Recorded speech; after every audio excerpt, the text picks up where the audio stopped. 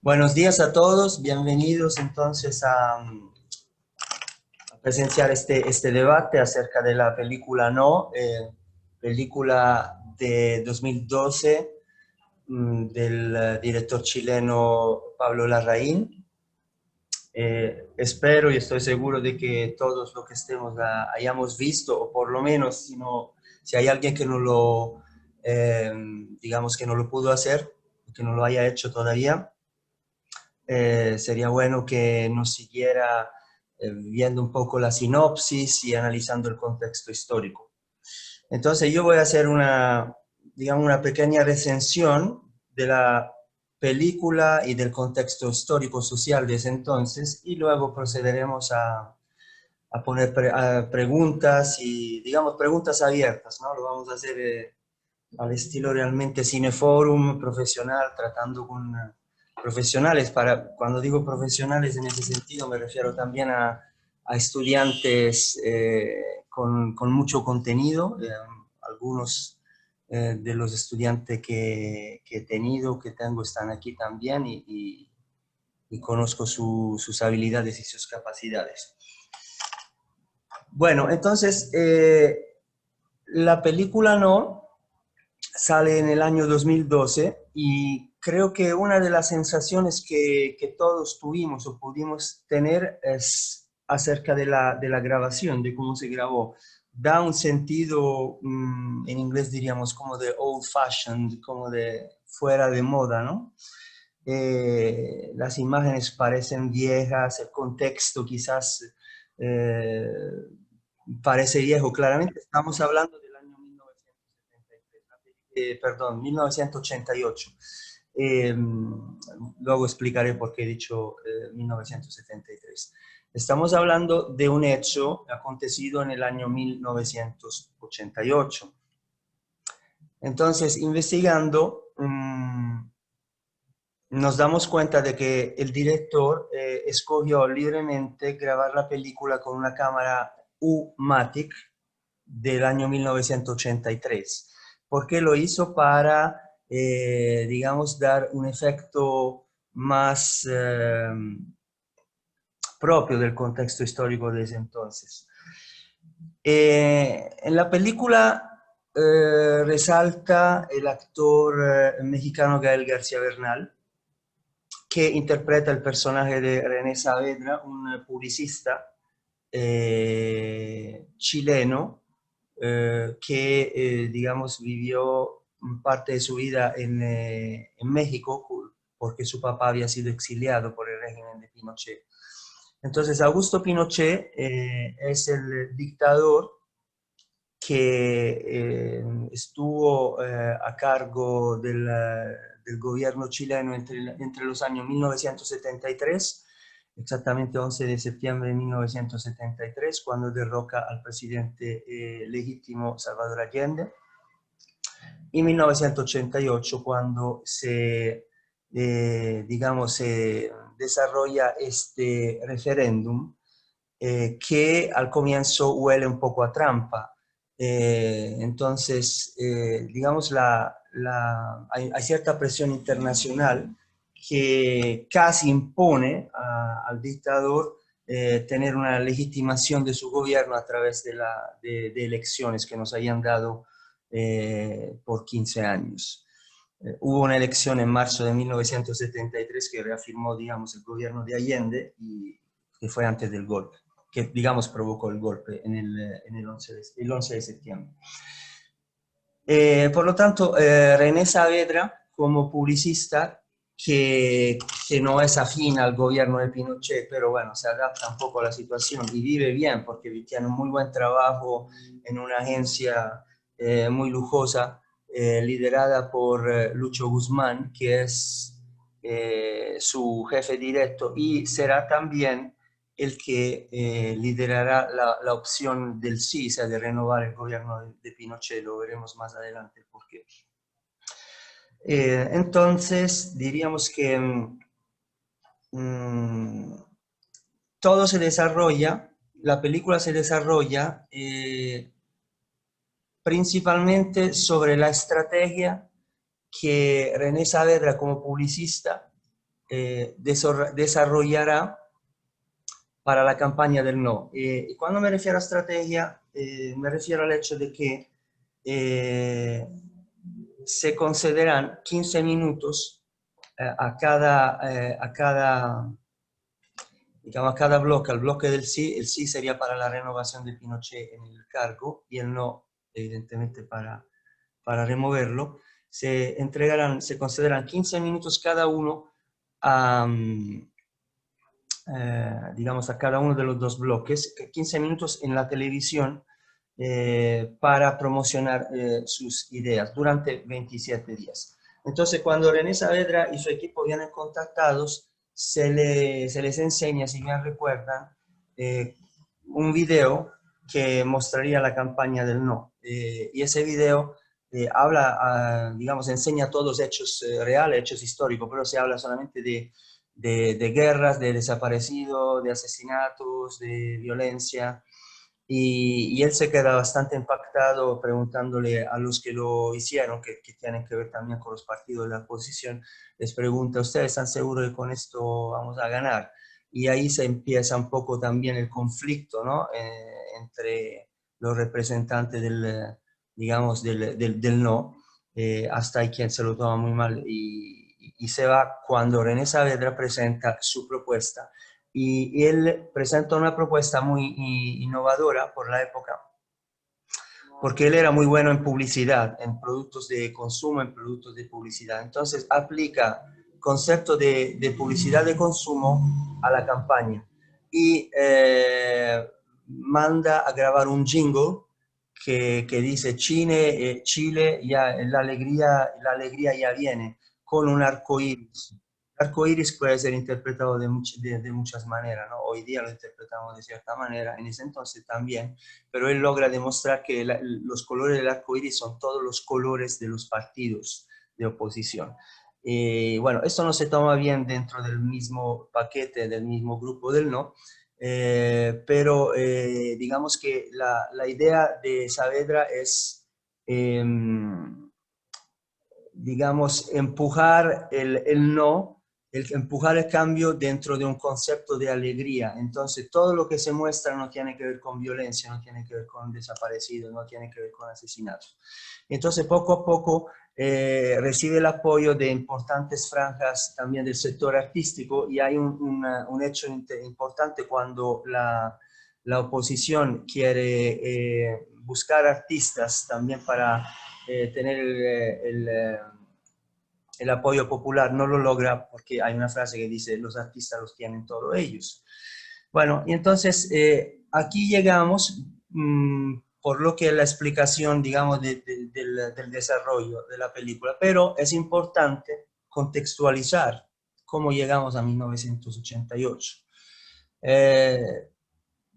Yo cuando enseño literatura le meto mucha historia, porque de mi punto de vista no se puede enseñar, por lo menos de mi punto de vista, respecto a quien lo hace de otra manera. No se puede enseñar literatura solamente analizando un texto, que es importante, pero el texto tiene un autor, el autor tiene un contexto histórico, hay una sociedad detrás, hay problemas también, pueden ser de géneros o de otras cosas. Por lo tanto, creo que una película que tiene matiz histórico tiene que ser analizada no solo por la película, sino por lo que hay detrás. Entonces, ¿cómo llega Augusto Pinochet a cargo de la presidencia? Llega el día 11 de septiembre de 1973 atacando el Palacio de la Moneda, que es como el Palacio de Nariño aquí en Colombia, Palacio Presidencial, bombardeándolo y provocando la muerte del presidente Salvador Allende. Anteriormente podemos hablar cómo llega Salvador Allende al gobierno. En 1970 su partido, la Unidad Popular, logra el consenso y empieza a gobernar. Evidentemente, él creía en un socialismo apoyándose, digamos, en nacionalizar determinados sectores, que luego se dieron varias expropiaciones también. Y claramente, aunque tenía el apoyo popular, digamos, había una parte más de oligarcas que claramente no estaban de acuerdo con eso, ¿no? Y se reafirma en el poder en 1973, en marzo, en las elecciones, pero hay un antecedente al derrocamiento del 11 de septiembre de 1973. Luego los invito a pensar en esta fecha. El 11 de septiembre tiene muchos matices históricos, ¿no? De hechos muy fuertes que pasaron, no solo las Torres Gemelas, hay muchos más que a lo mejor si alguien se acuerda y quiere compartirnos, podemos también comentar. Cuanto a las fechas, la energía de ciertas fechas, o hay gente que sigue cierta alquimia, ¿no? Con los números y determinados eventos acontecen en determinadas fechas. Entonces sucede algo el 29 de junio de 1973 que es conocido como el tanquetazo o el tancazo, que es un intento de golpe liderado claramente por los militares, que fracasa. Pueden ver en YouTube si están interesados, ahí hubo un camarógrafo argentino que grabó el evento, grabó el tanquetazo, se llama camarógrafo se llamaba, porque ya no está más con nosotros, se llamaba Leonardo Henriksen, con H adelante, ¿sí? Con un apellido alemán o danés, Henriksen, Leonardo Henriksen, pueden darle así, Leonardo Henriksen, el camarógrafo que filmó su muerte. Ok, se ve exactamente, mientras él está filmando ese tanquetazo, un militar que le dispara. Entonces el golpe de Estado fracasa, pero lo de Chile va a entrar en un paquete, como un paquete turístico, entre comillas, más grande.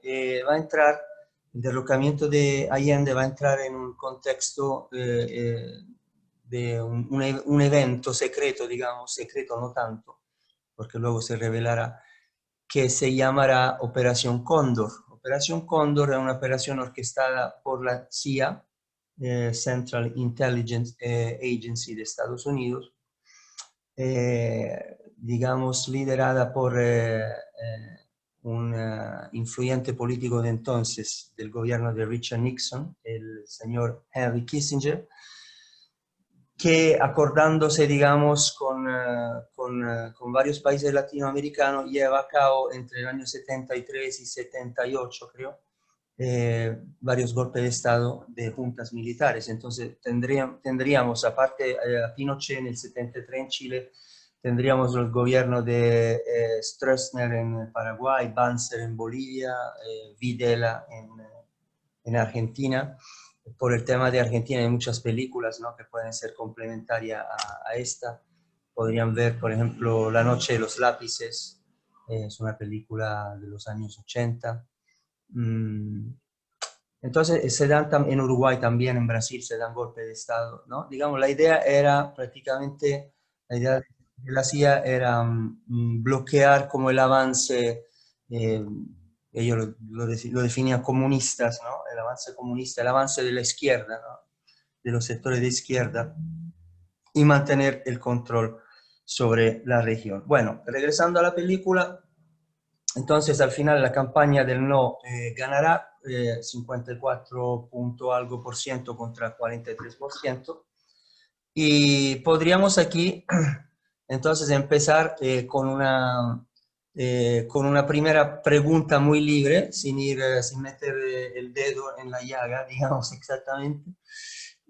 Una primera pregunta libre, saber, tener unas impresiones libres acerca de la película y luego también, digamos, analizando y aislando puntos precisos. ¿Quién quisiera empezar con un comentario general acerca de la película, del contexto histórico? O también podríamos ver el tema que analizaba al comienzo, ¿no? El tema de cómo se grabó con esta Umático del 83, esta cámara que hace las imágenes un poco tediosas, ¿no? O sea, pues yo sin saber esto, al comienzo, o sea, digamos que no me sentía muy cómodo, ¿no? Viendo esa película a nivel realmente de fotografía, de imágenes. ¿Quién quiere empezar con algún comentario, alguna análisis, algún análisis libre, digamos?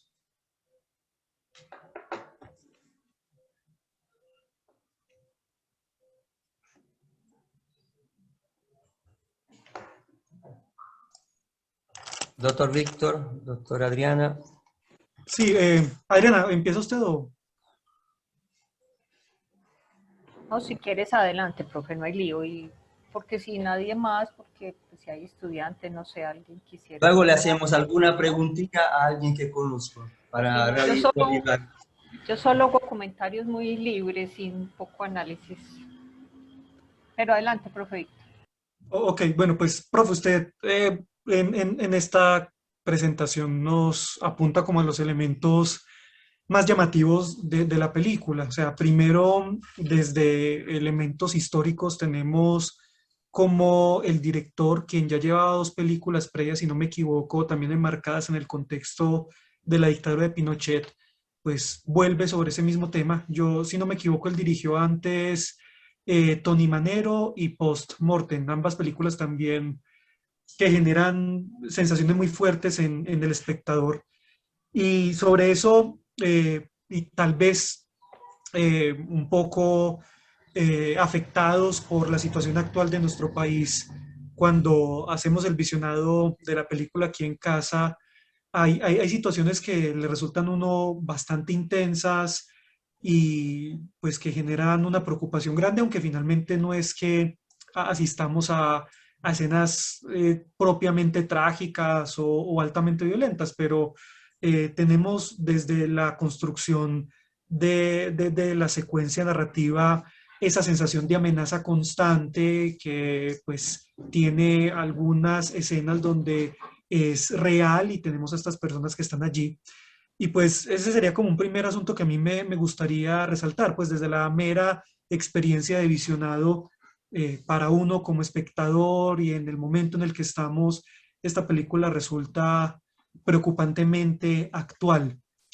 Eso es como un primer asunto. Un segundo asunto que también me parece muy interesante que usted menciona es la elección del equipo de filmación por parte del director. La película se ve borrosa, pero esto logra que las transiciones al material de archivo sean mucho más fluidas. Por ejemplo, yo estoy enterado que el presentador del No es quien efectivamente lo hizo en su momento. Y cuando nosotros vemos que él lo le están mostrando en el set y después pasamos a la pantalla televisiva, ahí lo que hay es material de archivo y es una decisión muy inteligente por parte del director para, pues precisamente, dar esa sensación de mayor verosimilitud. Y finalmente, pues, no sé si estoy aquí escupiéndolo todo, pero a propósito de su requerimiento, me resulta muy particular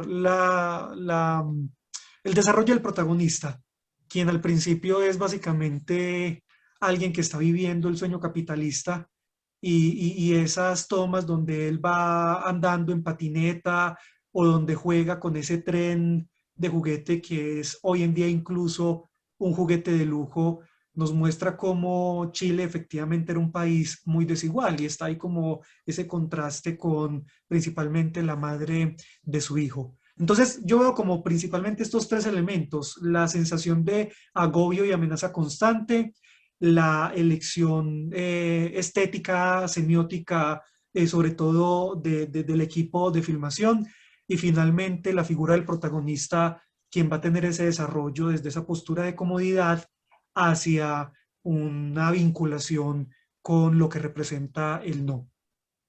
Bueno, gracias, doctor Víctor. Antes de pasar a la doctora Adriana, sí, vamos a puntualizar algo aquí. Entonces, el hecho de que efectivamente René Saavedra, o sea, digamos, aunque no siendo afín al gobierno de Pinochet, se había acostumbrado a vivir una vida cómoda, con estos matices del juguete para niños, que además para niños es para coleccionistas, efectivamente. Hay que decir que hay un dato que se da en la película, que el 40% de los chilenos en ese momento vivían en el umbral de la pobreza. La idea de la campaña del sí se basaba principalmente en los logros económicos, pero no se matizaba que esos logros económicos eran de cierta élite, ¿no? ¿Cómo pasa? Eso es muy actual, ¿no? Es un tema que luego me gustaría retomar a nivel latinoamericano, a nivel latinoamericano de esa desigualdad, ¿no? Que Chile, el Chile de ese entonces es como un espejo, ¿no? De tantos otros reflejos. Y decir que también cómo la parte sí, del business, la parte económica prevalece muchas veces en los ideales, porque René Saavedra trabajaba con su jefe Lucho Guzmán, que va a liderar la campaña del sí, entonces se encuentran enfrentados, pero cuando termina la elección, los dos siguen trabajando juntos hasta Lucho Guzmán alardea delante de unos clientes que su, digamos, su empleado, ¿no? Su empleado estrella, René Saavedra, para dar garantía de gran éxito, había liderado la campaña. No, entonces ahí vemos como a veces los ideales se ponen a un ladito, favoreciendo la parte económica. No sé si quiere replicar algo, doctor Víctor, o pasamos a la doctora Adriana. No, profe, por ahora no. Bueno, muchas gracias. Doctora Adriana. Gracias, profe. Insisto en que pues mis comentarios son más como una espectadora. Yo ahí pues corroboraba la manipulación que la publicidad hace.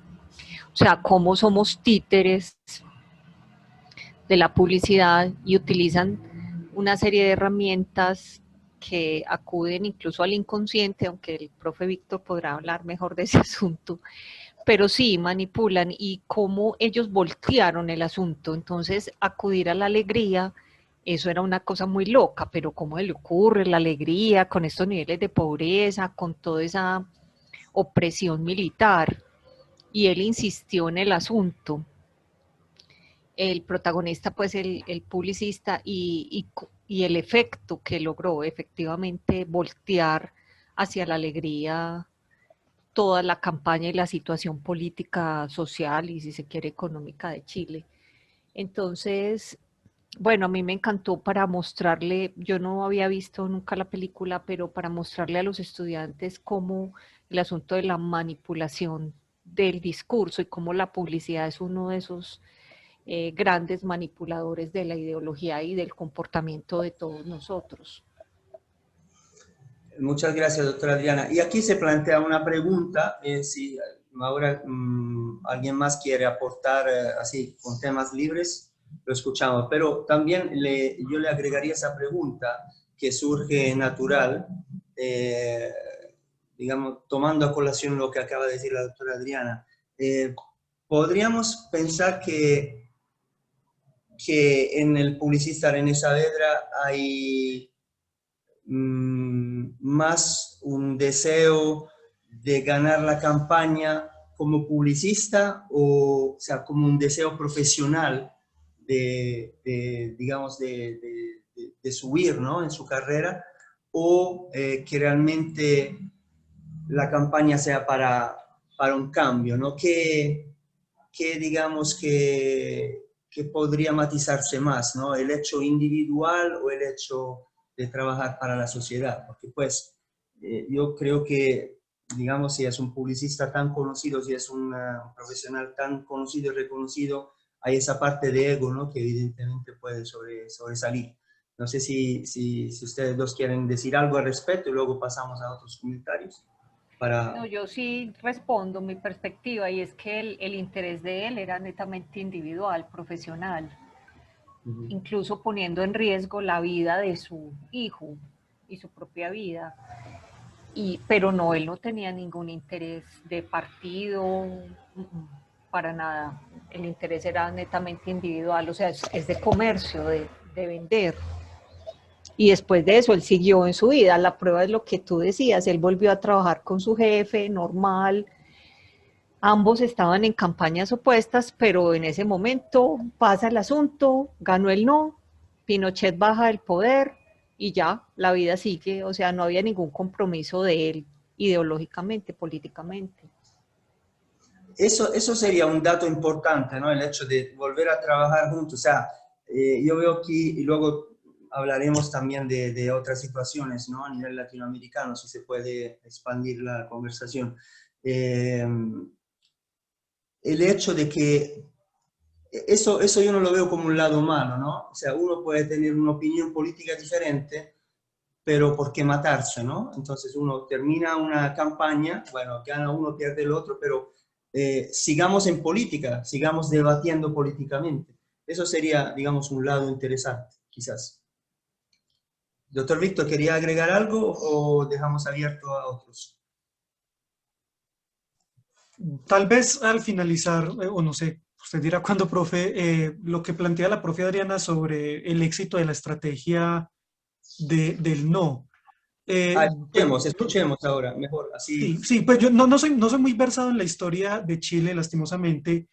Sí tengo entendido, y creo que eso la película no lo presenta, que ese fue el tercer plebiscito que Pinochet planteó, o el cuarto. Bueno, sé que hubo antes un par de elecciones donde él ganó, pero que esta fue la primera vez que hubo una apertura mediática con el espacio televisado y con la participación de observadores y entidades Internacional. internacionales. Sí.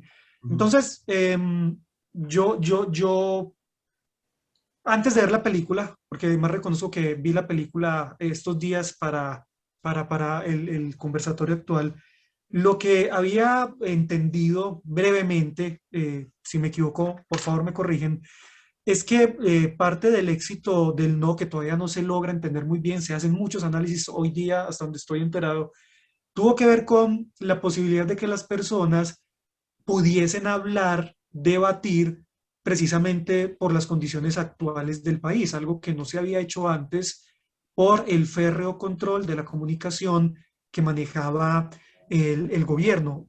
Tengo incluso la sospecha que el éxito atribuido al asunto de la estrategia hacia la alegría y lo demás puede ser más bien un efecto que nos deja la película que un hecho empírico, porque hasta donde recuerdo, sí, claro, hubo un énfasis muy interesante sobre la alegría que ya viene, pero también se abrió el espacio a lo largo de esos días a mostrar parte pues como de lo que ocurría en términos de la represión, los desaparecidos y todo el dolor. Miren que eso se muestra, pero claro, como hay un foco sobre el protagonista, pareciese ser que fue sobre todo un éxito de esa apuesta por la alegría. Entonces no sabría y me intriga mucho hasta qué punto fue un factor derivado de ese cambio o de la posibilidad de abrir un debate y que las personas sintieran que por fin había un espacio democrático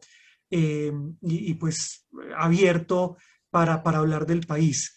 Eh, Finalmente, lo que uno encuentra, al menos en el mundo contemporáneo, es que las estrategias de miedo venden más y son más eficaces. Ujú. Y pues nosotros lo vivimos en nuestro país, pero lo vemos también en Europa, lo vemos también en Estados Unidos, en Latinoamérica y en general es una tendencia que se ha incrementado en las últimas décadas a nivel mundial. Entonces, ahí hay una cuestión muy interesante que no cuento con los elementos para discutir, pero me parece que es parte como de lo más trascendental que nos puede llevar a pensar la película. Y como dice la profe Adriana, lo que dependemos nosotros de la publicidad, lo que la comunicación y la transmisión de la información puede generar y cómo en ese momento esa apertura pudo llevar a un cambio en la mentalidad y en la disposición a participar en las votaciones. Y bueno, finalmente eso cómo nos llevaría a pensar nuestro momento actual. Muy bien, muy bien. Hay muchos temas ahí que pueden ser ampliados. ¿Hay alguien más que quiera aportar acerca de temas libres para ir, digamos, luego seleccionando alguna pregunta específica? Hola, yo sí quisiera dar una opinión sobre lo que ya se estaba mencionando. Señorita Mildrey, nos conectamos telepáticamente porque le iba a preguntar a usted, entonces. Bueno, entonces, siendo así, proseguiré. Bueno, yo creo que sobre todo es muy importante cuando se mezcla la política y la publicidad, porque como vimos cuando el primero presenta esta visión como de la alegría, de algo que va más allá de mostrar ese pasado de sufrimiento, hay cierta coyuntura, sobre todo porque hay como esa ambivalencia entre qué se debe mostrar, si remitirnos al pasado, al sufrimiento, a lo que ya, por lo cual ya ha sido azotado el país chileno, o mejor mostrar un porvenir que aunque no es cierto, pero puede vender más, y es mucha esa estrategia publicitaria que venden tanto para medios del consumo como para medios políticos. No pensar en lo que pasó o en lo que está pasando, sino en lo que nos puede traer el porvenir, como una promesa para que la gente sienta más inclinación hacia algo que aunque no es cierto, es una posibilidad mejor que lo que está viviendo actual y puede hacer que eso haga que la gente se aferre más a esas condiciones. Claramente, también pensando desde el personaje, es sobre todo un objetivo personal. Él no tiene un idealismo que trascienda en todo el trabajo tan arduo que está haciendo, todo lo que se está esforzando, que está incluso dando su vida. Y también hay un tema muy importante que es sobre el apoyo internacional que se tiene. Él sabe, pues, él en sí es consciente de que no pueden matarlo, también porque los ojos están pegados ahí en Chile, también recurre a artistas, a muchos escenarios que hacen que tenga más fuerza eso, pero primero que todos esos dos elementos, desde que está prometiendo es el porvenir, que es lo que también se utiliza mucho. Bueno, si usted como país ayuda a tomar esta decisión, ¿qué va a pasar después? Y eso puede ser o mejor. Puede ser mejor en este caso que alentó a la gente, o muchas veces se usa que lo que puede pasar sea mucho peor, que de miedo, que en realidad le temamos a un futuro peor, y también se usa mucho en publicidad política. Y también la importancia como de medios internacionales que vigilen para dar ciertos respaldos a movimientos que surgen, a nuevos movimientos que han sido oposición o que no han tenido mucha voz. Creo que ese sería más o menos el comentario. Sí, absolutamente de acuerdo. Ahora vamos a analizar más a fondo. Gracias, Mildred. Bueno, Mildred es estudiante de filología. ¿Alguien más? Cualquier tema que les haya causado cierta impresión, impacto.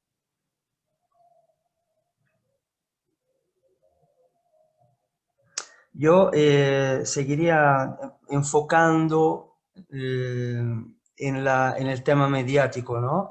Como decía la doctora Adriana y el doctor Víctor remarcaba el hecho de los plebiscitos convocados anteriormente. De hecho, cuando a René Saavedra se le propone, digamos, liderar esa campaña, él dice, pero ¿para qué? O sea, él propone un plebiscito porque que ya sabe que va a ganar, pero cambian ciertos conceptos, ¿no? Evidentemente, la televisión ya existía antes, pero entramos evidentemente en una era, ya a partir de 1988, de esos años, de los años 80, representan en muchos países a nivel mediático, son años de boom económico o de desarrollo de determinadas también tecnologías.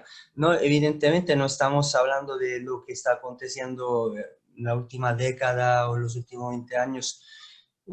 Aquí hay estudiantes que nacieron en el 2000 o 2001, pues que nacieron con esto, ¿no? Y entonces ven como cada año, cada 2 años hay que cambiar el celular, hay innovaciones, estamos en una era profundamente tecnológica y transhumana, desafortunadamente. Pero pues en ese entonces, ya los años 80, empiezan a marcar una diferencia, ¿no? En temas de ¿cómo decir?, escucha mediática, de promociones publicitarias. Entonces, evidentemente ahí yo matizaría el hecho de que gana, gana una idea, ¿sí? Gana una idea y la gente se arropa detrás de esta idea, ¿no? También es muy importante ver en la estrategia quiénes son los personajes que se unen a la campaña. Entonces, todos los artistas famosos estaban ahí con la campaña del no. Y de hecho, repito, cuando los del sí quieren hacer lo mismo, no lo pueden hacer porque no tienen artistas a su favor. También hay unos actores conocidos norteamericanos, internacionales, y ahí digamos que la balanza, ¿no? Toma un rumbo preciso, ¿no? Ahí me parece Jane Fonda o Richard Dreyfuss y hay otro que no me acuerdo en este momento. Bueno, hay actores famosos de otros países que vienen incluidos con algunos spots en la campaña. Entonces eso, digamos, favorece, consolida, ¿no? Consolida esa estrategia. Y por un lado sí es positivo por el contexto específico, pero como decía la doctora Adriana, tenemos que reflexionar acerca de la manipulación de la publicidad, ¿no? Porque hoy día, solamente porque fulanito o menganito dice algo, nosotros podemos ser, digamos, podemos seguir esa corriente o menos. Entonces, eso habría que analizarlo bien y con todo lo también de las posibilidades que ofrecen las plataformas digitales como YouTube. Hoy día cualquiera puede grabar videos, puede, digamos, difundir una idea. Hay gente que hasta tiene, no sé, 1 millón de seguidores sin hacer realmente nada, únicamente hablando como estoy hablando yo. O por lo menos aquí estamos hablando de temas culturales, hay otros que no hablan ni de temas culturales y son exitosos.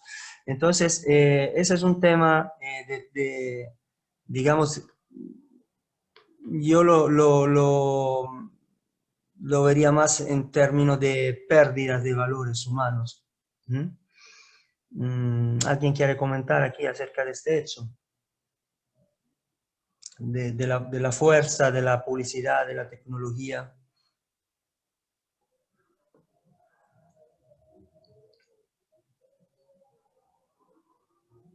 Vamos a ver, aquí tenemos no conozco a las personas, a Eliana. ¿Eliana está? Hola, sí. ¿Cómo? Pues sí, sobre el tema, a mí me gustaría decir que yo siento que, digamos, ese nuevo aire publicitario, por lo menos como uno lo ve dentro de la película, trata de oxigenar mucho, pues hace cosas inesperadas en el terreno de los discursos políticos, como nadie se esperaba que, o por lo menos pues desde mi percepción de la película y no de lo histórico, pues como que nadie se esperaba que al terreno político llegaran con estas herramientas y estas estrategias publicitarias.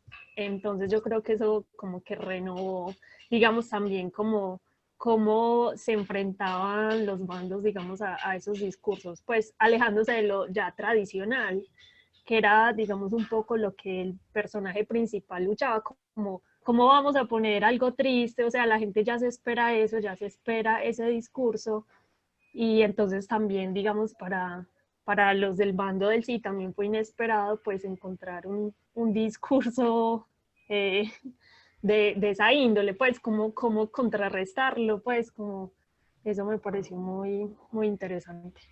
Eliana, si tuviera que preparar una campaña aquí, digamos, para el año que viene, ¿no? Elecciones del año que viene, para favorecer el cambio, ¿qué tipo de campaña haría?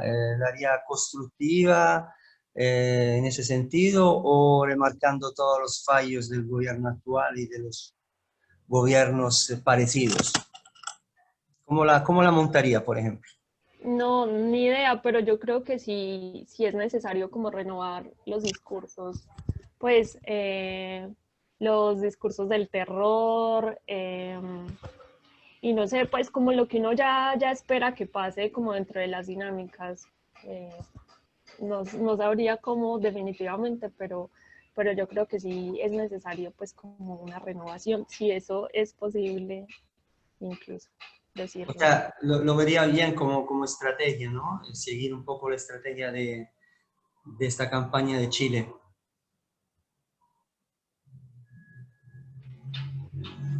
Pues no lo sé porque en ese momento pudo ser algo innovador. Ya, yo no sé si eso ya en este momento pues lo sería, que esa, digamos, ese discurso del bienestar ya está dentro de la propaganda política. Entonces, ya no sé qué tan innovador podríamos decir que sea en nuestra actualidad.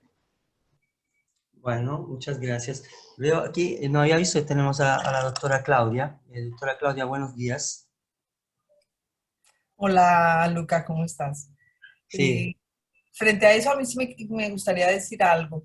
Es que estoy de acuerdo con Eliana, no sabría, porque pues no somos publicistas ni estamos en los medios, como proponer una campaña, pero sí, digamos que haciendo como un paralelo con lo que pasa en la película, creo que nosotros ya conocemos por nuestra historia y nuestra reciente historia de todo lo que publicitariamente puede argumentar e incentivar los discursos del odio, ¿cierto? Entonces, llevar una campaña con argumentación contra persona o contra hechos, ¿cierto? Contra el otro, es incentivar el odio y yo creo que de eso ya estamos muy cansados, trasladándolo pues al plano actual. Entonces, ¿qué se nos ocurriría a nosotros para una nueva campaña o para publicitar el cambio que no sea la campaña del odio, que no sea la campaña contra el otro, que no sea la campaña del recuerdo triste o de restregarle a los demás todo lo malo que han hecho? Pues lo único que queda es pensar como en la esperanza, ¿cierto? En la esperanza de un cambio, en algo distinto. Pero lo que sí sabemos mucho es que ese tipo de campañas contra persona o con recuerdos de lo malo que hacen los demás, pues lleva a lo que estamos viviendo, ¿cierto? Una polarización radicalizada y un odio de unos contra otros simplemente por seguir o no seguir una ideología. Digamos, siguiendo ese discurso, doctora Claudia, repito lo que dije al comienzo, el tema es muy, ¿cómo decir?, a doble filo. El tema de que René Saavedra trabaje con su jefe Lucho Guzmán, luego, digamos, se separen momentáneamente, aunque no se separen, digamos, ideológicamente, para liderar las dos campañas, aunque evidentemente yo creo que tampoco en el personaje de Lucho Guzmán se evidencia una ideología política más importante que el trabajo, ¿no? Entonces por eso ellos luego se quedan juntos, porque pese a haber estado en dos bandos, pero lo que digamos era más importante para ellos dos era el trabajo. Pero yo le veo un lado positivo. Evidentemente no estamos tomando a dos extremistas, pero el lado positivo que sí que le vería en un país como este la capacidad de poder enfrentarse políticamente sin venganza, rencillas y rencores y seguir políticamente. Ok, listo, esta vez gané yo. Vamos a ver la próxima quién gana, ¿no? Y aquí, doctora Claudia, yo pienso que deberíamos analizar un contexto que no es solo chileno, que no es solo colombiano, ¿no? Esa polarización típica del continente. Entonces, ¿qué ancestros, digamos que, sí, qué ancestros, ¿cómo decir en inglés? ¿Qué background, ¿no? ¿Qué temas históricos le vemos ahí? ¿Por qué este continente no logra balancearse? Cuando digo balancearse no me refiero a que uno tenga que estar en el centro, ¿no? Hay un tema que toca Gustavo Petro y que me encuentra muy de acuerdo cuando él dice el centro no existe, ¿no? O estás aquí o estás ahí, a nivel, digamos, a nivel de juicio, ¿no? Podemos discutirlo, pero no se trata de ser extremista tampoco, ¿no? De estar por un lado o por el otro. Digamos, ¿por qué no se logra a nivel del continente lograr una estabilización? ¿Por qué estamos siempre o tanto por allá o tanto por acá? Complicado eso, aunque estaba pensando en que siempre pensamos en que somos, como dijo Adriana, manipulados. Y esa manipulación puede ser que esté muy por encima, es decir, la conspiración y la teoría de un programa mucho más alto que está manejando todo el hilo latinoamericano. Es eso. Entonces tendríamos que ir a la Gran Colombia de Bolívar, desde ahí empezaría todo. ¿Alguien quiere, gracias doctora Claudia, ¿alguien quiere aportar acerca de este tema, doctor Víctor? Sí, profe, yo quisiera retomar los elementos que Eliana y la profe Claudia mencionaban, y es decir, si bien, o sea, a ver, como Eliana dice, si en este momento nosotros pensáramos en hacer una campaña para cambiar el país, obviamente asumimos que para bien, en nuestra condición de humanistas, tendríamos una desventaja respecto de lo que se presenta en la película, y es el factor sorpresa. Es decir, eh, ya hoy en día las personas están bombardeadas, saturadas de información, mucha de esa información incorrecta, imprecisa, falaz. Y entonces ahí tenemos un gran factor que es desventajoso para quienes quieran, por ejemplo, presentar argumentos, eh, digámoslo, bien sustentados para promover un debate en la ciudadanía, que es más o menos lo que se logró cuando él no, o sea, la gente empezó a ver el otro lado y pudo hablar de la situación. Aquí ya tenemos tanta información que esa discusión está muy, eh, muy marcada por esas tendencias tan fuertes. Y hay un segundo problema, y aquí yo rescato algunas publicaciones que ha hecho precisamente el laboratorio en este espacio de Facebook, y es la construcción de los argumentos. El principal problema que tenemos en el mundo democrático actual a nivel mundial es que las falacias son más efectivas para convencer al gran público que los argumentos bien sustentados. Y esto, pues lo saben obviamente los políticos, lo saben los publicistas, bueno, lo sabe quien quiera ir a, no sé, convencer a una persona de algo en la calle.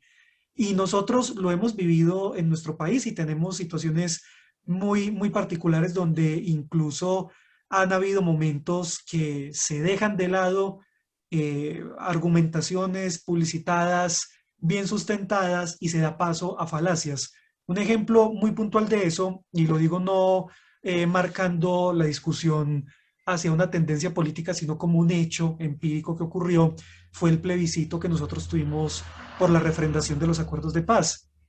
Sabemos que ganó el no, pero a veces lo que uno olvida en esa discusión es que en los primeros compases de la publicidad política, los que estaban a favor del no, es decir, Centro Democrático, conservadores y otros, trataban de presentar argumentos informados sobre por qué tal vez los acuerdos de paz no debían implementarse, y tenía que ver sobre todo con el cálculo de la dificultad de su implementación.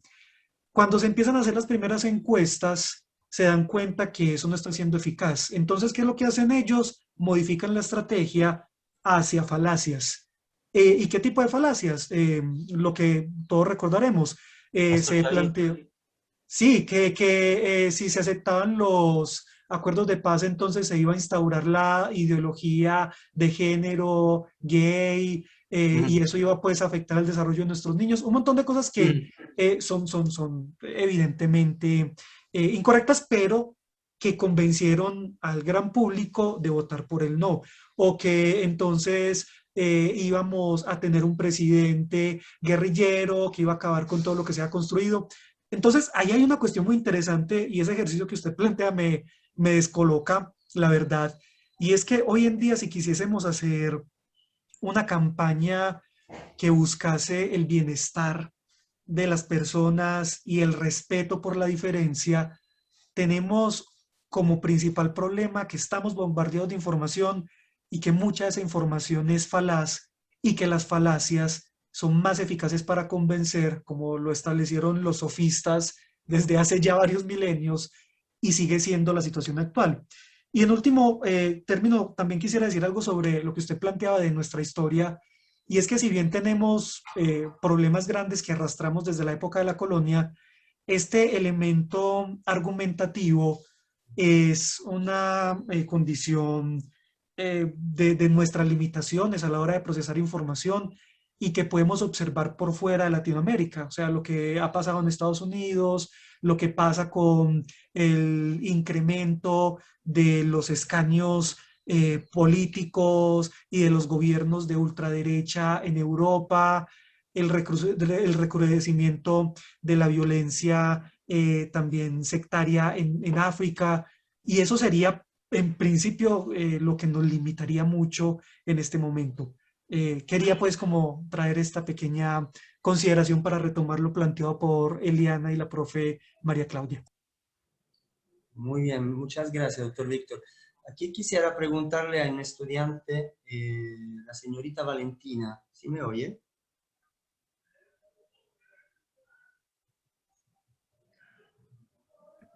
Vale. Sí, aquí estoy.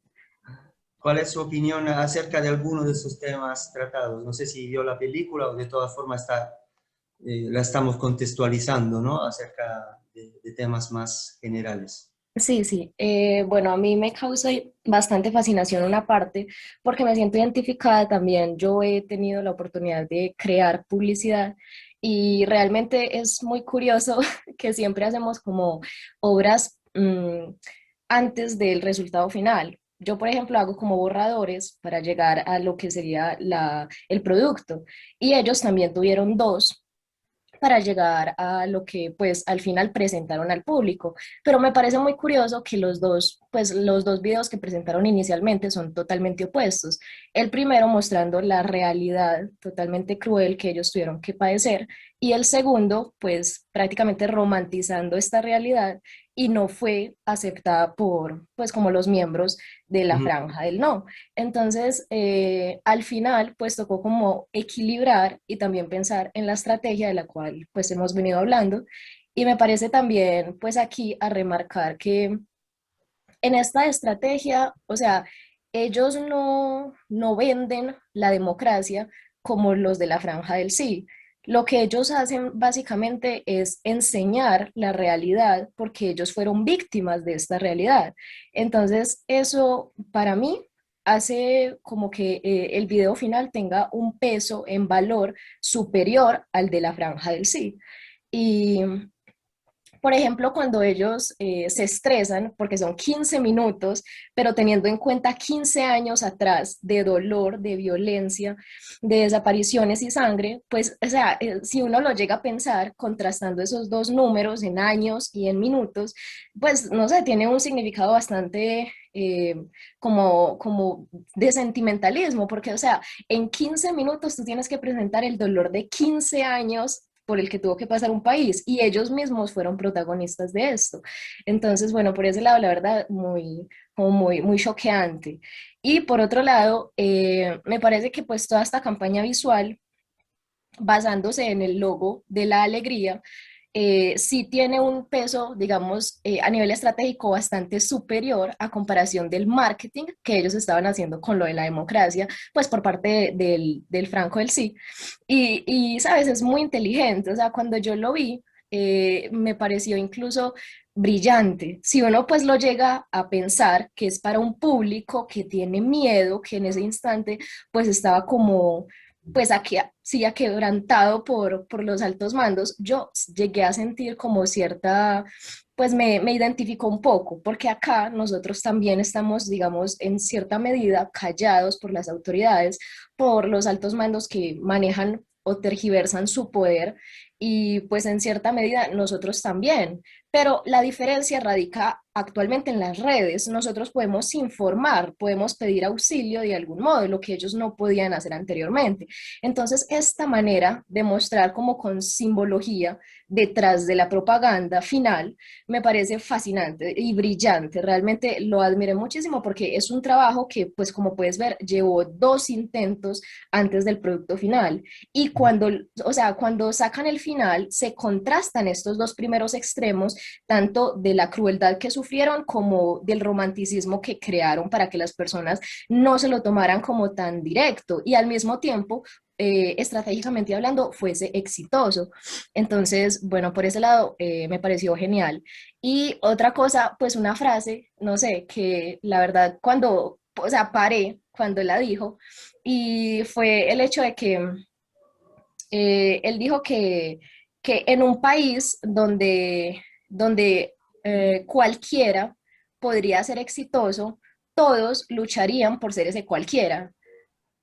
Entonces, wow, o sea, si tú lo piensas bien, eso es sorprendente, porque mira que ellos no tenían esas oportunidades, o sea, todos tenían que tener lo mismo y nadie quería, bueno, podía ser mejor o aspirar a mejores oportunidades. Entonces, lo que se quería buscar era en cierta medida esa libertad pues, por el querer más, por el obtener más, por el tú desarrollar tus talentos en un mundo, en un país donde pues tú mereces eso, donde tu patria te podría ofrecer esas posibilidades y esas condiciones.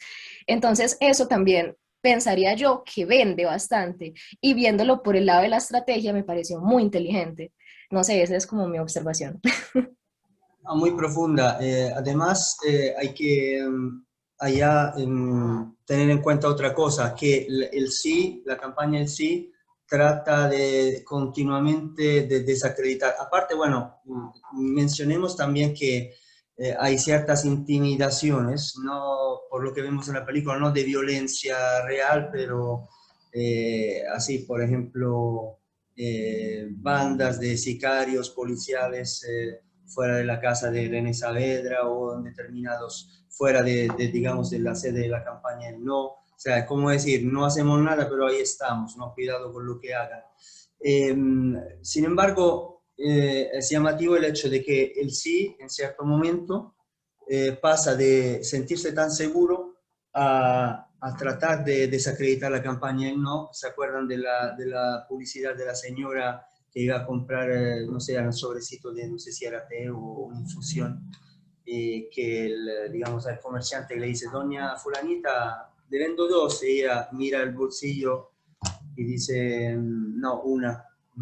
Entonces, ¿se acuerdan que la campaña del sí luego usa ese video para decir, esa señora fue pagada, tiene 3 locales comerciales y una casa? Digamos, ellos se ocupan, perdón, tratan de desacreditar la campaña del no.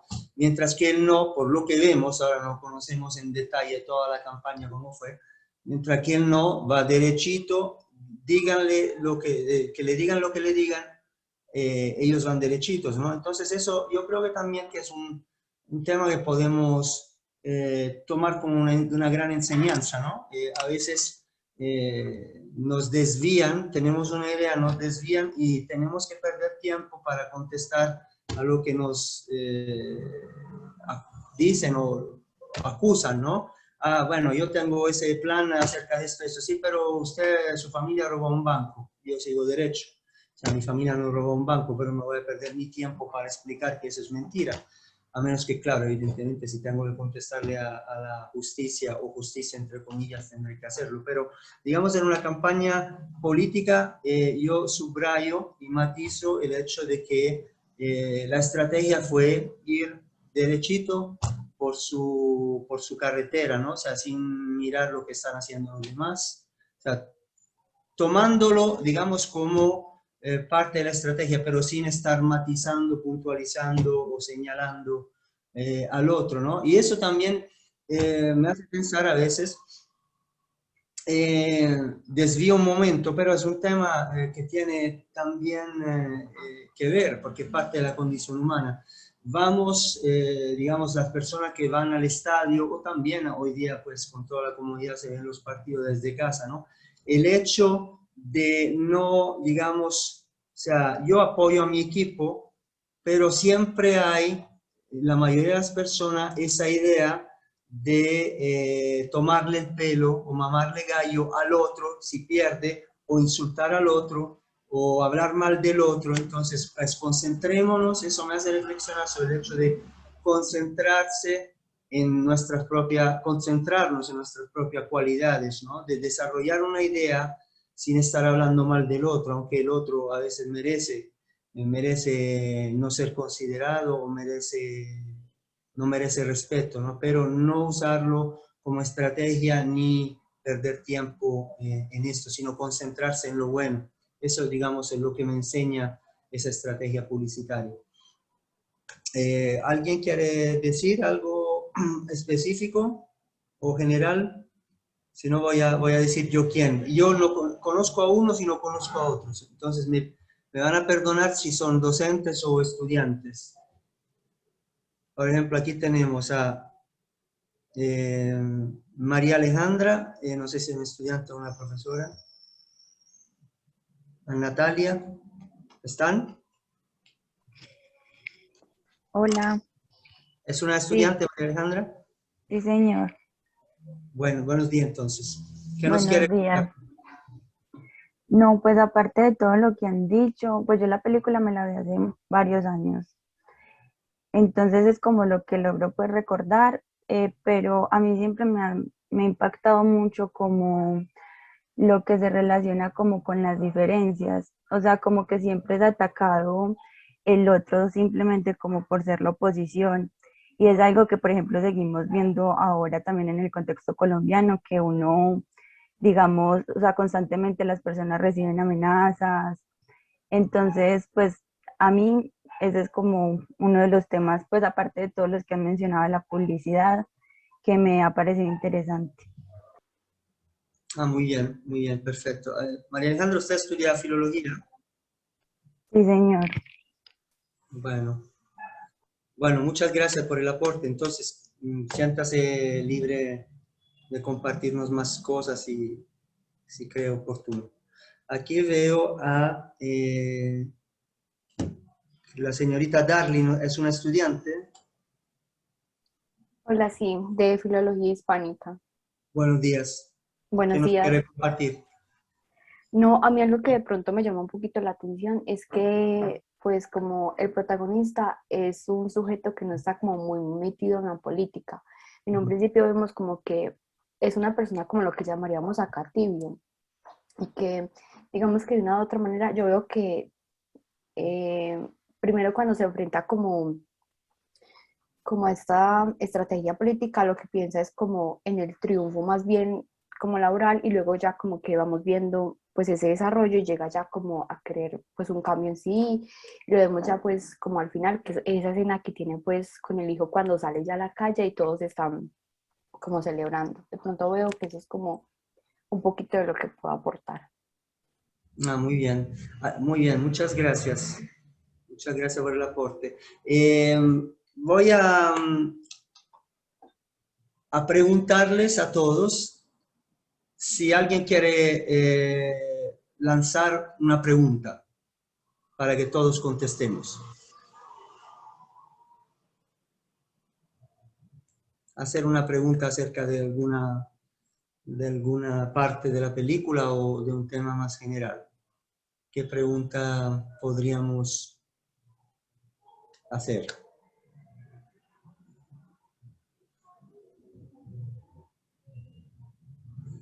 Doctora Adriana.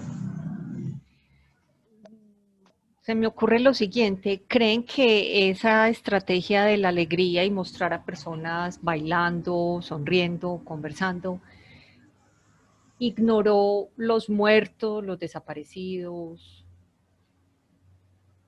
O A sea, mí me ¿cuál es el gustaría papel ahí de responderla. los desaparecidos, de los muertos, de la tristeza, de todo el dolor de esas familias? De la realidad, sí. A mí me gustaría responderla. Sí, sí, es posible. Adelante. Valentina, adelante.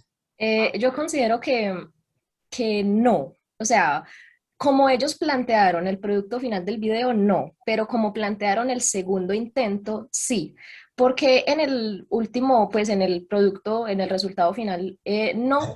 Creo que ellos pensaron tener en cuenta, digamos, esa realidad y al mismo tiempo sin romantizarla mucho, porque en una parte de la propaganda final, no sé si la viste, aparecían como los familiares de las personas desaparecidas, de las víctimas directas, y mostraban como un tipo de canción que expresaba ese dolor, de que existieron días bonitos, pues los cuales ya no hay rastro, pero existieron cuando sus seres queridos estaban vivos. Entonces, o sea, por ejemplo, el símbolo de usar el arco iris es que el arco iris siempre sale después de la tormenta. Ellos pasaron 15 años de absoluta tormenta y en ese instante también estaban pasando por ella. Entonces, el usar como esta simbología para mí, o sea, me parece como un contraste acorde a la estrategia de publicidad y también a la realidad, porque independientemente de que sí se mostró como de forma alegre, se trató de proyectar esta alegría desde los hechos que precedieron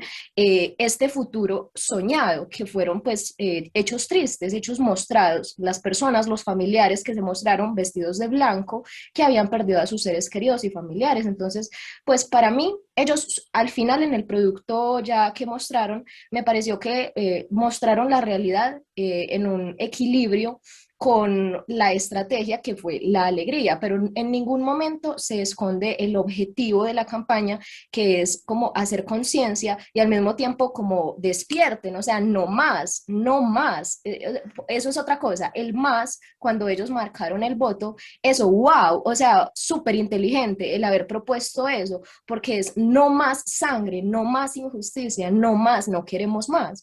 Entonces, o sea, por ese lado, si bien se romantiza en la parte de la alegría, no lo hacen con la intención de ocultar o opacar los hechos reales que todos vivieron como víctimas de los gobiernos. Entonces, a mí se me parece pues que al final el producto final se mostró bien y también que vendió y llegó a los corazones y a la conciencia de las personas. Entonces, yo en lo personal pensaría que se vendió de forma adecuada y equilibrada. O sea, con el no más, perdón, disculpe Adriana, con el no más se matizó más el contexto general, sin ir a especificar 2.200 desaparecidos, 4.000, exacto. Así. Perdón, doctora Adriana. Tranquilo, profe. No, era para agregar que eso de alguna manera es revictimizar. Revictimizar. Revictimizar, que se escucha mucho ese término en los últimos años. Valerse de las víctimas como una herramienta también y valerse de su dolor, de su frustración, de todavía sus heridas abiertas al perder a alguien, al perder su tierra, qué sé yo. En este país se habla mucho de revictimizar.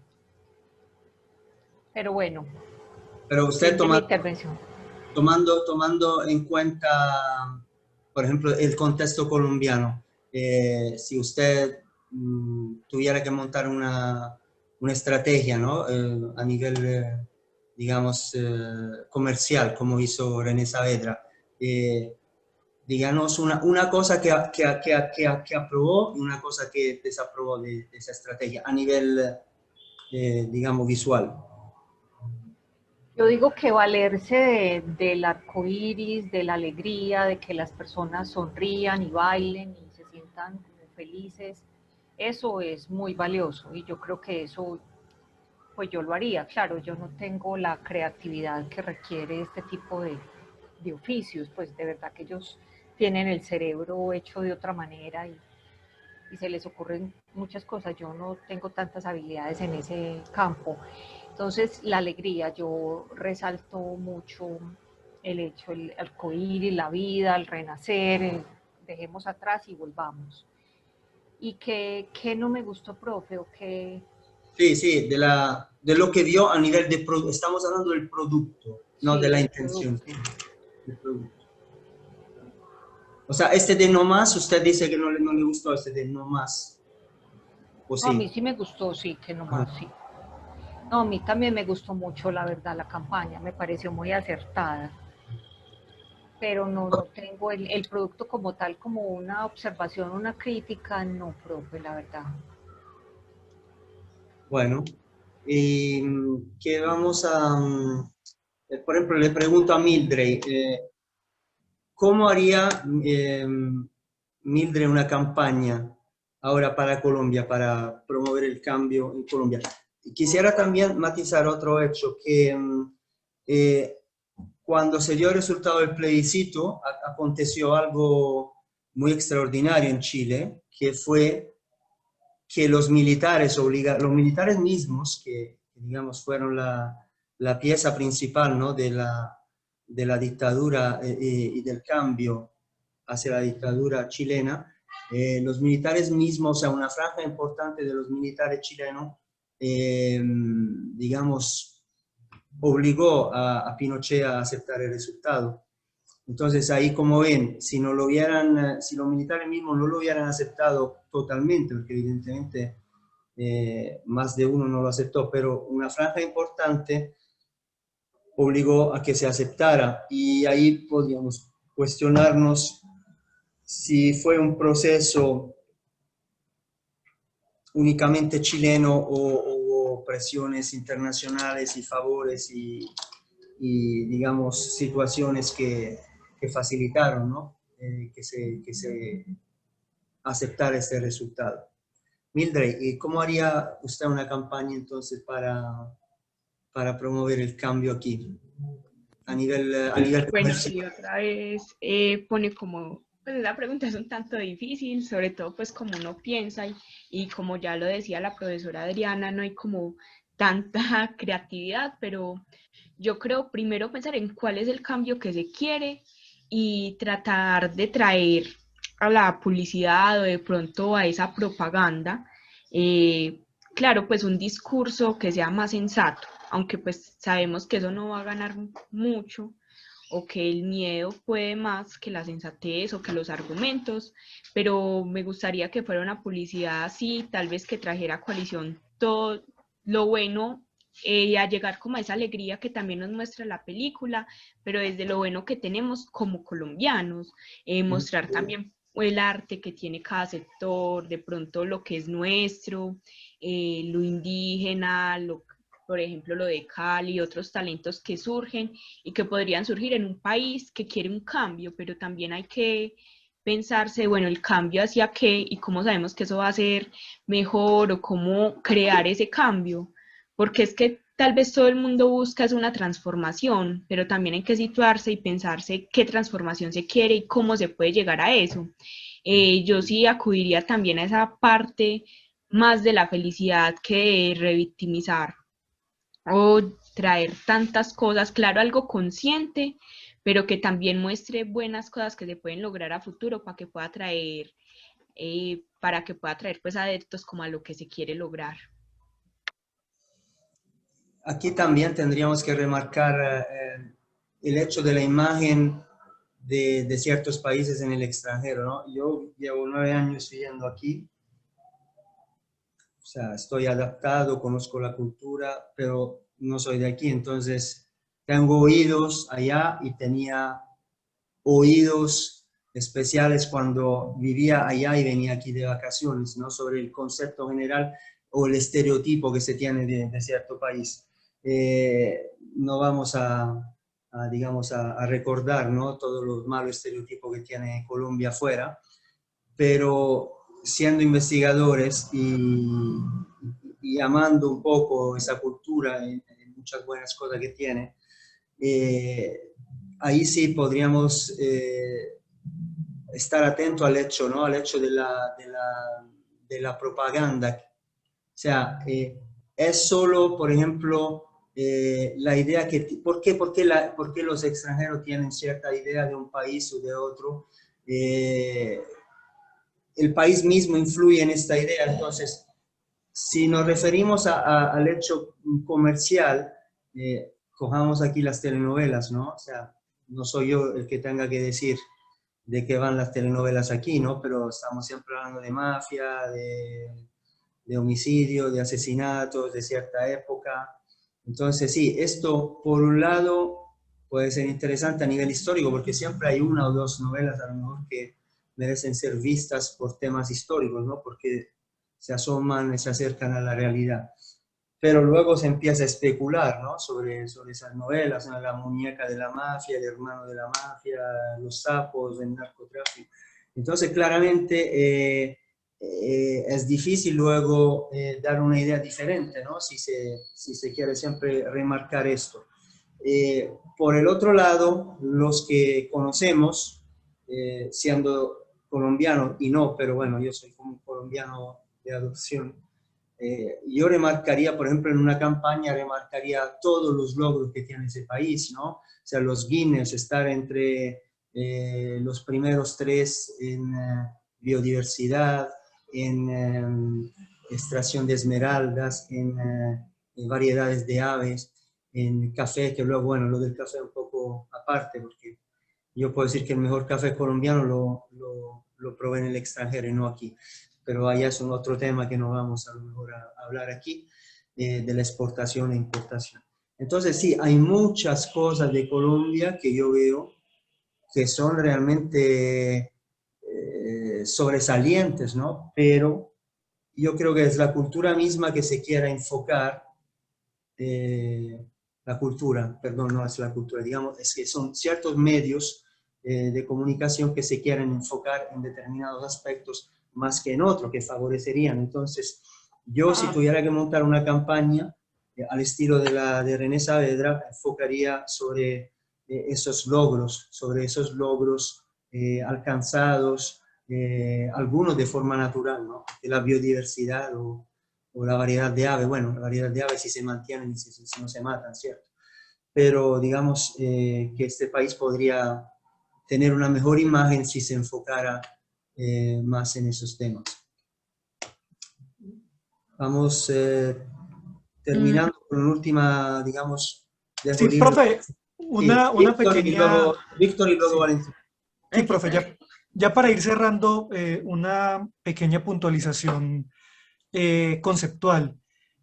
Cuando hablamos de revictimización, nos referimos a las situaciones donde una persona que ha sufrido alguna experiencia traumática, por distintas situaciones posteriores a dicha experiencia, vuelve a vivenciar las emociones negativas, el estrés o en general pues todo lo que constituyó el trauma. Entonces, la revictimización suele mencionarse mucho en Colombia porque se da la revictimización por los procesos judiciales que suelen plantearse de una manera que no garantizan la estabilidad y el apoyo emocional, el acompañamiento profesional, y es bastante común que cuando una persona, por ejemplo, debe declarar ante un caso de violación sexual o de, no sé, masacres, bueno, todo lo que pasa en Colombia,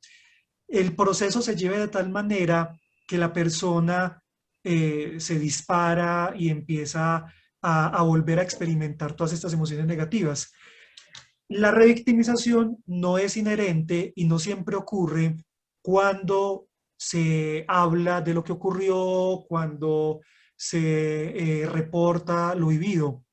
Entonces, yo creería, no soy muy experto en el asunto, son como cosas muy generales que uno conoce desde el área de la salud, pero yo creería que lo que nosotros observamos, por ejemplo, en el video con las madres que cantaban, aquellas que mostraban quién era su familiar desaparecido, tal vez no constituiría necesariamente un proceso de revictimización, sino que todo lo contrario, se presenta como un espacio de elaboración y de, no sé, una cuasiterapia de lo que ocurre, que es muy parecido a lo que nosotros vemos aquí en Colombia con los procesos de memoria en las distintas comunidades.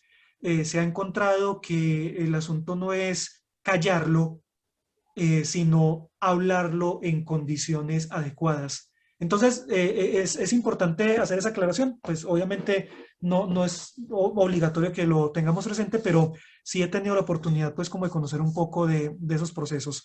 Y finalmente, ya para no extenderme más, yo creería que en términos como estrategias publicitarias, lo que uno ve entre el sí y el no son dos grandes apuestas por la publicidad de contenido. Es decir, por un lado, los del sí le apuestan a la información, entonces empiezan a pasar estadísticas, cosas así que a la gente suele aburrirle mucho, mientras que los del no le apuestan es al contenido emocional, que es el que suele enganchar más a los vendedores. Y los del sí, cuando ven que él no está repuntando, empiezan entonces a bajarle a la información y a subirle a la emoción.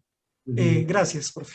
Y eso, doctor Víctor, eso se ve muy llamativa la imagen, creo que es el último spot que enseñan, cuando están todos los artistas, están dentro de una, no sé qué es, un coliseo o algo así, no me acuerdo bien, parece como un coliseo, un estadio, no sé qué, y están todos en distintos pisos, solamente cantando, aplaudiendo con la sonrisa. O sea, como decir, hemos llegado aquí y yo lo veo muy muy inteligente también, ¿no? Hemos llegado aquí, no hay más palabras, solo alegría, solo esperanza y solo ilusión. Eso me pareció, esa imagen específicamente me pareció muy, muy acertada. O sea, digan lo que quieran, digamos, traten de sacarnos, de desacreditarnos como quieran, pero nosotros estamos concentrados hacia el futuro de este país. Valentina, ¿iba a decir algo? Sí, yo quería hablar un poco sobre esto de la campaña publicitaria. Bueno, si a mí me lo preguntas en lo personal, yo diría que lo primero que hay que ver es el público al cual uno se va a dirigir. Por ejemplo, no nos vayamos muy lejos, les voy a mandar un link, es de una imagen. Es ahora, espero que piensen en mí cuando vean esta película, se llama Encanto, va a ser publicada en noviembre de este año y es muy buena porque Disney hizo esta película en honor a nuestro país. Entonces, yo no sé si ustedes han visto los comentarios, yo la verdad sí me mantengo como informada de este tema y hay muchas personas que les incomoda, como pueden, pues los que abren la imagen, les incomoda que haya una casita llena de flores, les incomoda que esté rodeada de mariposas, de cosas típicas de nuestro país, de cosas bellas que se muestran aquí en esta película animada y de fantasía que obviamente pues va dirigida a los niños. Entonces pues a muchas personas yo les preguntaría, pues ¿acaso querríamos que Disney produjera una narcohistoria animada para niños? Pues a las que nos tienen acostumbrados acá, por ejemplo, estas entre comillas magníficas producciones locales y hasta internacionales, porque muchas personas hablan de nosotros solo refiriéndose a las drogas y a la violencia, cuando en realidad nosotros somos mucho más que esto. Como dice Lucas, somos diversidad, somos un montón de variedad de frutas, verduras, aves, colores, sabores, ritmos, personas, personalidades, de todo. Entonces, pues yo, por ejemplo, pienso con la película de Coco, que pues por su contenido de cultura mexicana, yo no vi a las personas criticándola, de hecho les encantó, pero yo no vi a nadie criticar pues esta película por no mostrar las problemáticas de fondo que tiene este país. Por el contrario, Coco le encantó a todo el mundo, fue muy triste, incluso yo lloré con esta película, es hermosa. Entonces, me pareció muy curioso que acá a la película de Encanto, que está inspirada en Colombia, las personas la atacaban diciendo, ah, no, pero es que acá en Colombia las cosas no son así color de rosas. Pues claro, no son color de rosas, pero tú le vas a mostrar esa realidad sangrienta a un niño. O sea, es así como tú quieres proyectarte al mundo. Entonces, pues yo, si me lo preguntan, haría el cambio de esta forma, proyectándome a las futuras generaciones, empezando por los niños, para que vean que este país, sea donde sea que lo estén viendo, no es solo drogas, no es solo violencia, no es solo narco. Entonces, si me lo preguntan, yo me proyectaría así en una campaña publicitaria. Pero hay muchas personas que, bueno, están sesgadas y yo pienso que también hay que romper el sesgo violento desde la mente. Pues esa es como mi conclusión. Y ya, para no extenderme más. Gracias, Valentina. Aquí veo a la doctora Claudia que nos pone un enlace y yo creo que amerita de una explicación de su parte, doctora Claudia. No, muy interesante el comentario de Valentina. Sin embargo, pues sí, esa es una buena opción, valorar y proyectar lo nuestro. No me incomoda, como digo en el comentario, la visión Disney, pero sí hay cosas que también hacemos y que también generan, digamos, la identidad, ¿cierto? Es generar esos valores de identidad que efectivamente no los tenemos. Y simplemente sugiero que también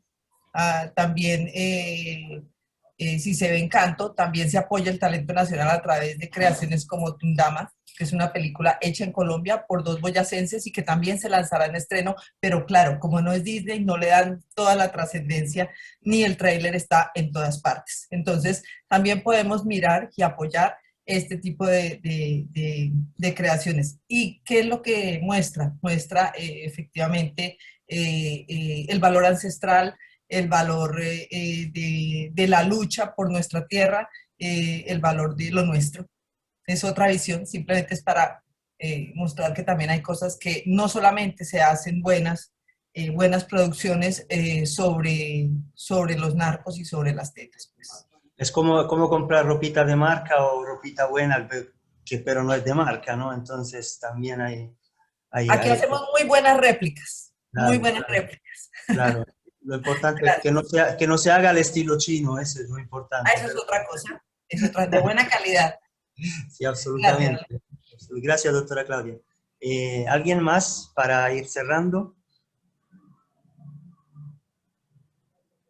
Bueno, en este debate yo me he ido aclarando, porque creo que todos venimos con una idea. Yo claramente había forjado esta idea también para llevar ese debate. Sin embargo, ahora resumiendo conceptos, yo me quedaría con dos cosas. Uno, la primera es tratar siempre de ser positivo frente a los eventos y dejar ir lo malo, o sea, no quedarse agarrado y pegado a lo malo, porque claramente ahora estoy hablando de una posición de alguien que no ha tenido víctimas en un conflicto, ¿no? Me imagino que quien haya tenido víctimas en un conflicto pueda tener otro sentir. Sin embargo, a nivel terapéutico y a nivel energético, creo que estando desde afuera deberíamos aconsejar y recomendar soltar ciertas cosas del pasado, porque de esta forma no podríamos crear un futuro, que puede ser un futuro del país, pero vamos a verlo en sentido personal, en sentido del futuro de nuestro país, de mi persona. Entonces, antes de pensar en una colectividad, creo que hay que cada uno mejorar su mundo, y nuestro mundo lo mejoramos tratando de mirar adelante con positividad, fuera del, digamos, pese a las heridas. Y el segundo punto con que me quedo es, repito, ya lo he dicho un par de veces, el tema de René Saavedra y Lucho Guzmán, que al final siguen trabajando juntos. Claramente, ninguno de los dos era un ideólogo políticamente hablando, pero lo que yo veo aquí, esta polarización extrema que hay en este país, esa falta de debatir, ¿no? Si a veces uno se monta en un taxi y no puede debatir, porque no, aquí de esto no se puede hablar, no. Este personaje aquí en Antioquia, no. Este otro, no. Este sí. Viniendo de una cultura europea que tiene muchos defectos, evidentemente, pero pues este lado creo que lo tenemos bastante superado en los países europeos, por lo menos donde yo he vivido. Uno podría ser de una facción y uno de la otra, podríamos insultarnos quizás, o debatir, discutir de manera fuerte, pero sin llegar a golpes o a mandar a matar al otro, ¿no? Son cosas evidentemente que en ciertos países, pues estamos hablando de los años 60, 70, ¿no? Cuando, digamos, los movimientos políticos de derecha e izquierda estaban en la cumbre de su apogeo, su fortaleza máxima. Sí, había muertos, había enfrentamientos, pero digamos es un proceso a nivel europeo ya superado, ¿no?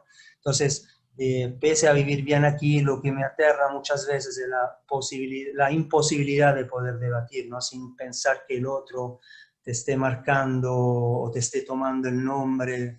Así, esas son las dos enseñanzas con que me quedo. Entonces, la parte de la positividad, de ir derechos hacia el propio camino para luego crear un camino común mejor, y el hecho de poder lograr a cambiar un país o una situación, pero desde el punto de vista del debate político. Doctora Adriana. No, profe, si ya terminó es para agradecer y cerrar, pero solo si usted ya terminó y si alguna otra persona quiere primero intervenir. Voy a decir una cosita más. Adelante, no hay problema. Hay una terapia que se llama, que ha llegado a Colombia hace quizá una década, que se llama constelaciones familiares.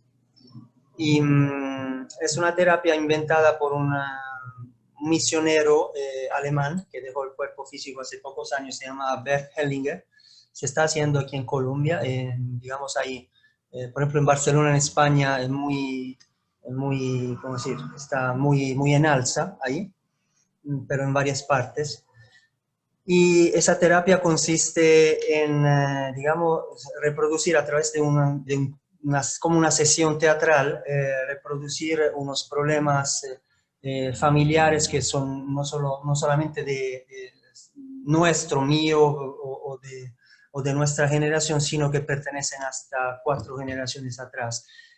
¿Por qué este señor se inventó esa terapia? Porque fue misionero en África, creo con los Zulu, en Sudáfrica, y se dio cuenta de que había unas conexiones de generación tras generación, que prácticamente había síntomas de esa conexión que se revelaban en generaciones futuras, ¿no? Un ejemplo al que asistimos, por ejemplo, en una constelación donde yo asistí, me acuerdo perfectamente, es que una mujer tenía como síntomas de violación, pero la violación no la había padecido ella, sino la abuela, ¿no? Y quizás le llegaba algo a nivel generacional. Entonces, todos posiblemente actuamos como nuestros ancestros, ¿no? Y según esa teoría, hasta 4 generaciones atrás.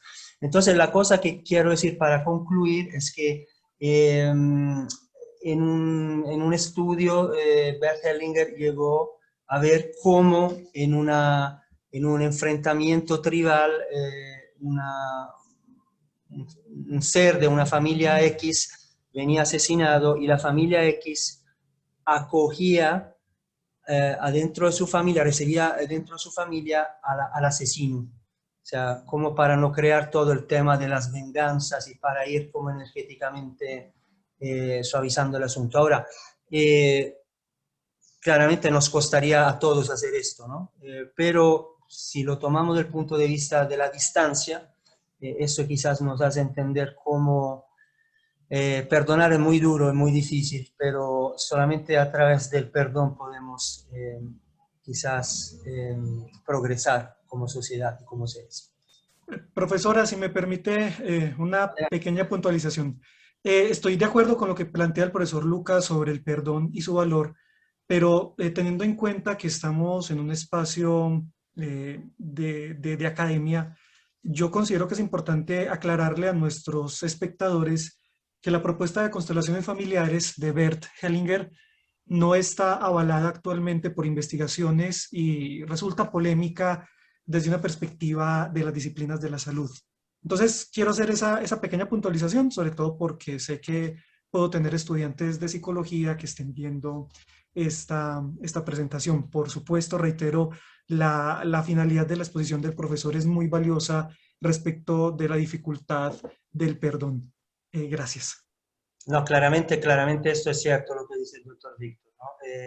Aquí estamos como a veces con la astrología, ¿no? La astrología se basa en predicciones astronómicas, la astronomía es una ciencia, la astrología no. Entonces, allá cada uno verá cómo le funciona, pero es importante sí, ver los dos lados, ¿no?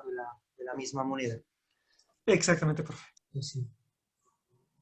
Bueno, entonces yo les agradezco por el espacio, por haber creado ese debate y por haber sacado a flote temas interesantes, ¿no? Repito, yo vine con una idea y vine con muchas ideas, digamos que el resumen para mí consiste más bien en esos 2 aspectos.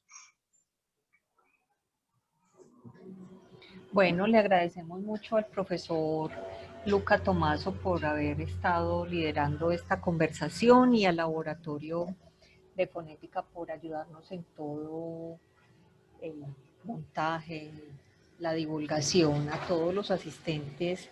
Bienvenidos siempre a estos espacios de conversación que nos enriquecen a todos y nos permiten compartir lo que pensamos, lo que sentimos. Bueno, que tengan un buen almuerzo. Si alguien más quiere decir algo. Mildred aquí nos agradece. La doctora Claudia también. Bueno, si son agradecimientos, los leemos aquí. Listo, hasta luego a todos. Muchas gracias. Muchas gracias. Hasta luego. Feliz día.